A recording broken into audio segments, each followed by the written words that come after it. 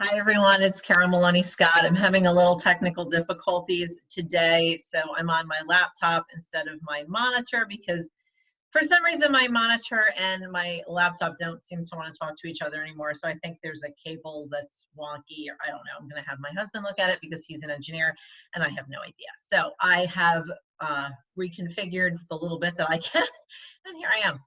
So today we're talking about, again, falling in love with your career. So this is part 4 of that series.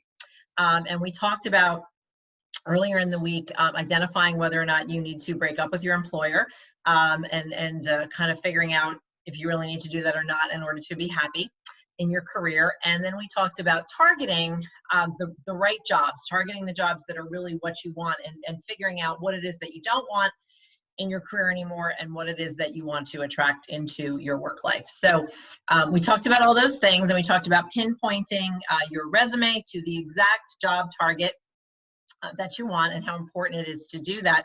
Today I wanted to talk to you a little bit about work environment. It is very important to, once you've come up with that pinpointed target of the type of work you want to do and the type of role you want, don't make the mistake of just applying for that role everywhere, excuse me, all willy-nilly. And now you're in a situation again where you're just throwing the spaghetti at the wall and seeing what sticks. And you're looking at all these different organizations that aren't necessarily going to be a fit for you. Part of the exercise you did in deciding what you wanted less of and what you wanted more of in your career was not only just assessing the work itself, but everything about your job. So, if you were at a small organization and you're really thinking that you'd now rather be at a larger organization, or maybe vice versa, maybe you were at a for-profit organization and now you'd really rather be at a nonprofit organization.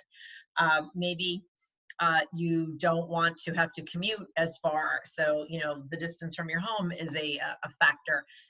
Even some things when you actually go into interview for jobs, because there are some things we can tell obviously about the company before we go to interview, before we apply, right? We know the industry, we can know the size, we can know a lot about a company with all the research we can do, but one thing we can't know is what it actually feels like to be in that building, to be with those people, to be in that environment. So that's something that we really can't assess, of course, until after we get to the interview process. But we can do a lot to screen out the places that really are not going to meet our needs. What is the mission of the organization?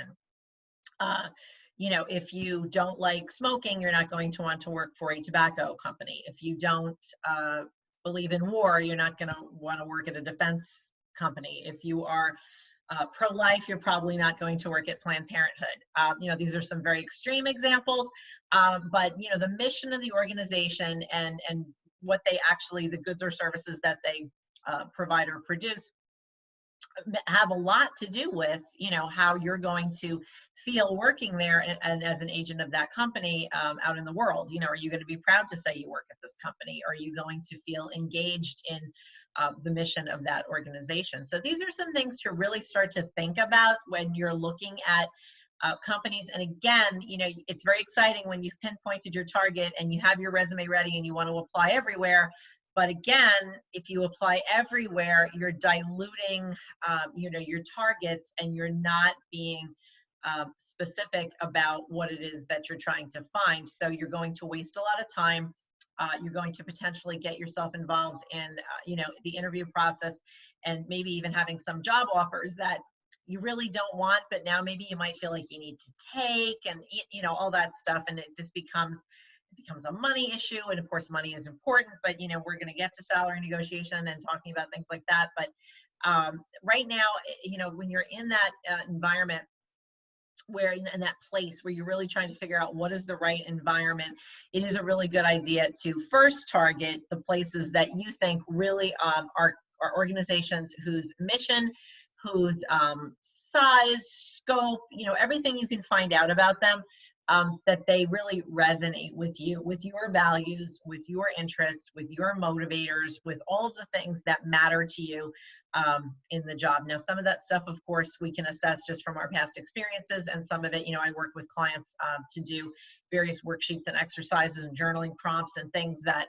help them to work through some of this and to figure out exactly, you know, what they really are looking for in the next work environment. But of course, examining your past environments and what you liked and didn't like is certainly a great starting place for anybody to figure it out. So, so today I would just invite you to take a look at, you know, the types of environments that work for you and those that don't for you, the mission, the, you know, all of the things we just mentioned, you know, that really have a bearing on your day-to-day life. I mean, I've heard people even say they didn't like working someplace because there was no good lunch places nearby.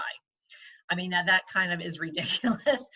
In a way, you know, I mean, obviously, if it's a great place to work and it's a great opportunity, you know, we probably could bring our lunch.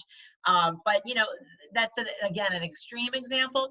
But we live in the day to day, right? We have to be able to park our car somewhere conveniently. We have to be able to get to the office on time without undue stress. We have to be able to be in a neighborhood or an environment that feels safe to us or comfortable to us.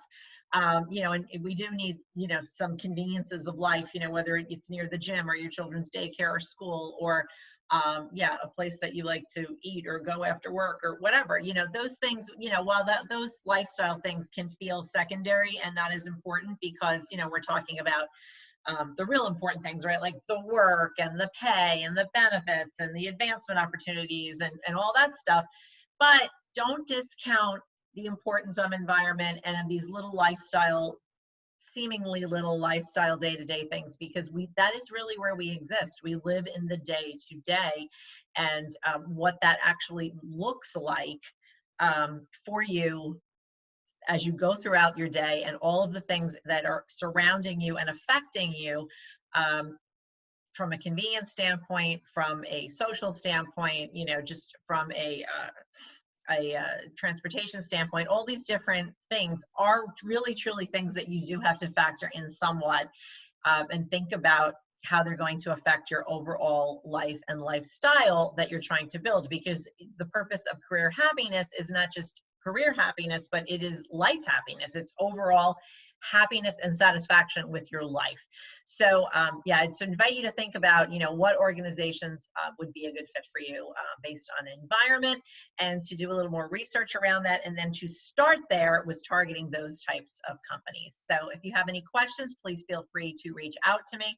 I'm happy to talk with anybody anytime, do a discovery call, see if we might be a good fit to work together, or, you know, help you maybe to move in a direction and get something started, just to get unstuck and get the wheels moving. Because as my coach says, you cannot steer a parked car, and she's absolutely right. So I hope you guys have a wonderful evening, and please reach out if you have any questions, and I will be in touch with you guys again tomorrow. Have a great evening.